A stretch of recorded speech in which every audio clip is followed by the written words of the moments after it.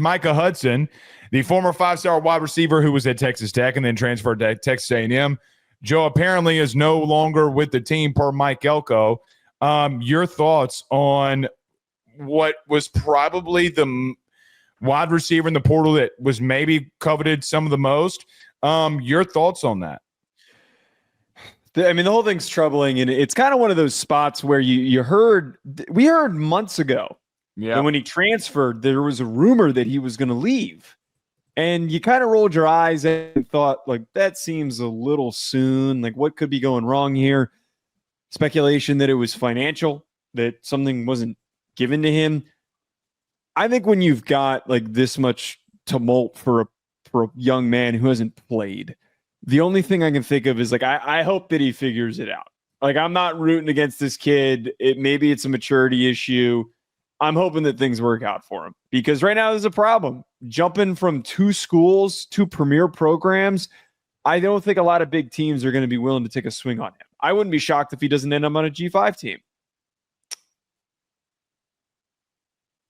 Yeah, like Malachi Nelson's makes the first thing I think of is Malachi Nelson.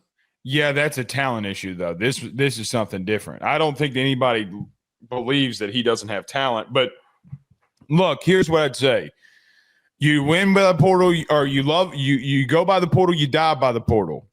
This is why you need depth through high school recruiting, and you still got to develop. Guys are going to leave, and you might have to have a position once a year that you got to replenish yourself through the portal.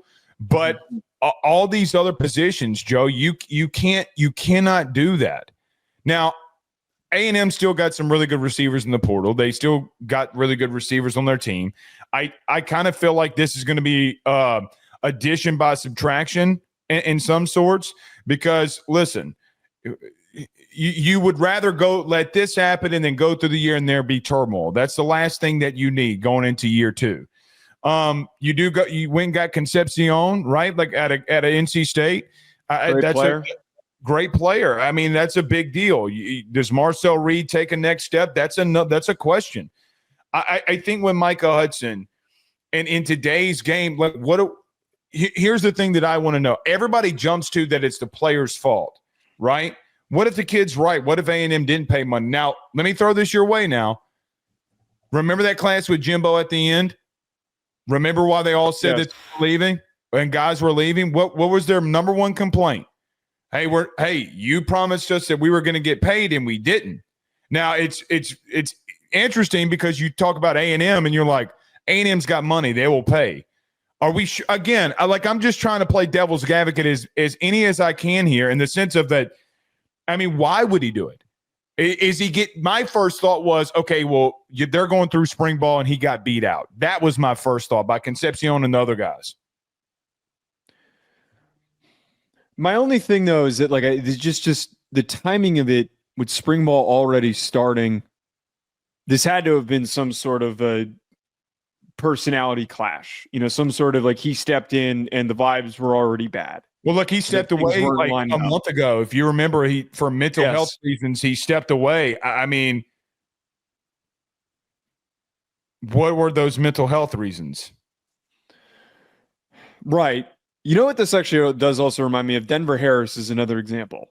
A former guy who was Texas A&M. He ended up at LSU, and then all you heard about was at LSU. Now has some problems at UTSA. Was okay there. Then, buddy, he transferred again. Yeah. Right? Yeah. Like, I mean, he transferred again. I mean, yeah, golly. Yeah, that was that whole situation. Hopefully he figures it out. The kid's extremely talented, but it's already off to an awful start. So can I be honest with you about something? Mm-hmm.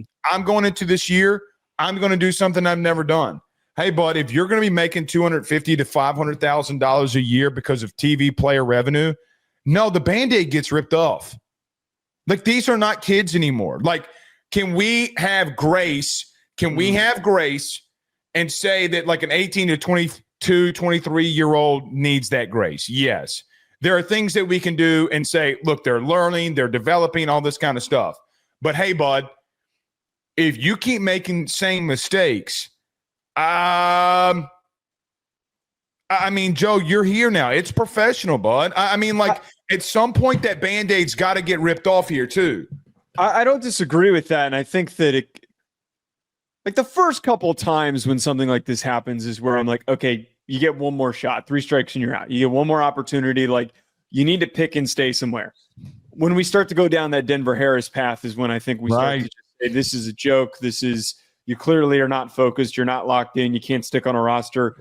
Probably getting told the same thing by coaches every single destination that you go to. They're probably sick of dealing with you, which is why there's so much roster turnover. I'll tell you why he left at LSU, just as an example. I'll tell you, I'm not scared. I know that there's a lot of people that hate me for the truth. And by the way, the truth did come out when we reported this. Joey was late for meetings every day. Same issue with Cormani McClain too. Like the same thing. He was late to meetings every single day. Well, so that's what the biggest truth about this now is that these guys are getting paid. There's no BS of you're not showing up. Like if we're paying you, you need to be here. I'm not going to say the player's name. I'm just going to let you know. Players showed up late for spring practice yesterday. They had a 2-hour and 40-minute practice. Did LSU? The dude was hitting the sled for 2 hours and 40 minutes. That I support. I mean, listen. Look, now the kid did come in for team. He was exhausted, and he got his ass whooped. And I'm just like, hey, I guarantee you nobody else shows up late. No, or that kid definitely isn't showing up late again. He won't. That. But here's the thing. The player can say I'm not going to do it, but I mean, I don't hate these coaches for, moving on, doing what they need to do. It is what it is there. I know we kind of went down a rabbit hole, but it's the truth of the Hudson situation, right? Like, I mean, every day and every year you got to have these conversations.